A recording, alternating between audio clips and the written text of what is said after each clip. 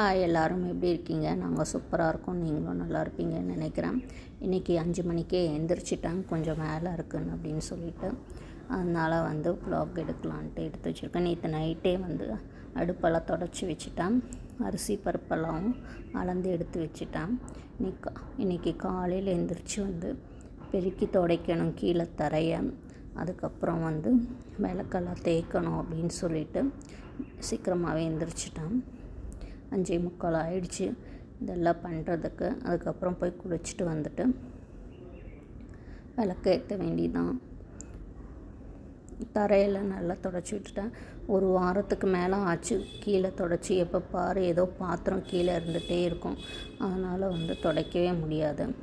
நேற்று தான் எல்லாத்தையும் க்ளீன் பண்ணி தொடச்சி விட்டேன். இங்கே பாருங்கள்.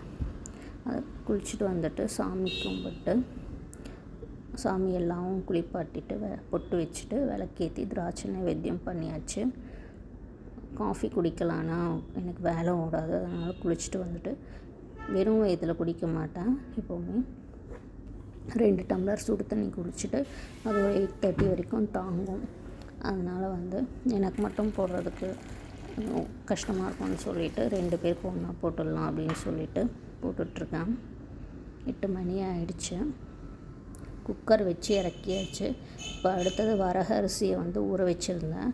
அது கலர் இப்படி தான் இருக்குது. எத்தனை வாட்டி கழுவுனாலும் சரி நான் அப்படியே வச்சுட்டேன்.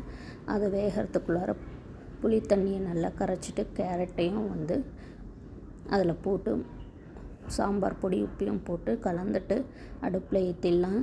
எங்கள் வீட்டில் பெரிய பர்னர் ஒழுங்காக ஒர்க் பண்ண மாட்டேங்குது. சின்ன பர்னர் ஒன்று தான் நல்லா எரிஞ்சிட்ருக்கு. அதிலே செஞ்சிட்ருக்கிறதுனால லேட் ஆகிடுது. அதனால் கொஞ்சம் சீக்கிரமாகவே இன்றைக்கி எந்திரிச்சு பண்ணிடலான்னு சொல்லிட்டு பண்ணிகிட்ருக்கேன். இது நல்லா கொதித்த உடனே பருப்பையும் போட்டுட்டு அடுத்தது வாழைக்காய் கறிக்கு கடாயில் தண்ணி கொஞ்சம் மஞ்சப்பொடி உப்பையும் போட்டு கொதிக்க விட்டுட்டு கட் பண்ண வாழைக்காயும் வேக வச்சிட்ருக்கேன்.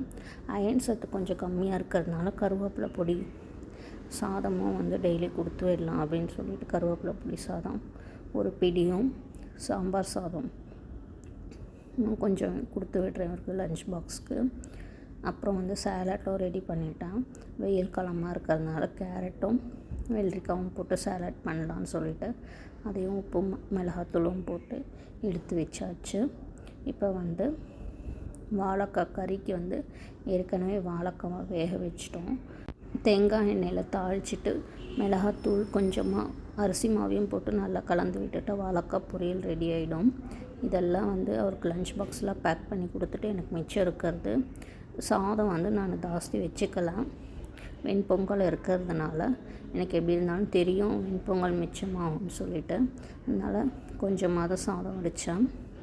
இது நேற்று பாத்திரம் குக் வித் கோமாளி பார்த்துட்டு டீ குடிச்சிட்டு இன்றைக்கி பாத்திரத்தையும் சேர்த்து தேய்ச்சிடலாம் அப்படின்னு சொல்லிட்டு எடுத்து வச்சுருக்கேன். இனிமேல் தான் ஒரு சீரியல் பார்த்து முடிச்சுட்டு அப்புறம் தான் பாத்திரம் தேய்ச்சிட்டு வாஷிங் மிஷினில் போடணும். தேங்க்ஸ் ஃபார் வாட்சிங். இந்த வீடியோ பிடிச்சிருக்கும்னு நினைக்கிறேன்.